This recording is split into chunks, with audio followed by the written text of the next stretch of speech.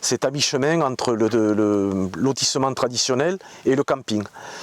C'est-à-dire que vous avez la sécurité d'un achat immobilier classique par acte notarié auprès d'un notaire, avec acte authentique, et la possibilité d'avoir tout le côté convivial qu'on peut retrouver dans l'hôtellerie de plein air, notamment dans les campings. L'avantage, c'est que vous sécurisez votre investissement, c'est-à-dire vous n'avez aucun risque sur le fait qu'on puisse vous demander du jour au lendemain de quitter les lieux, de remplacer votre habitation. Vous avez toute la liberté d'un achat classique immobilier, si ce n'est qu'on ne peut pas construire sur des terrains, sur un terrain de parc résidentiel de loisirs, et on ne peut pas faire de fondation, on ne peut y installer que des habitations légères de loisirs. Vous ne pourrez le considérer que comme une résidence secondaire.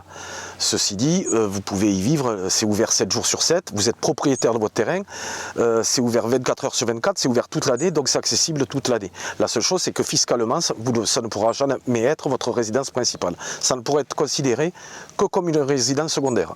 Non, vous n'avez pas de droit d'entrée, vous n'avez pas d'obligation pour faire de l'investissement. Si vous désirez faire de l'investissement, faire du locatif, sans aucun problème, vous pouvez faire du locatif. Vous êtes libre, comme vous êtes libre chez vous dans une habitation ou dans de l'immobilier classique.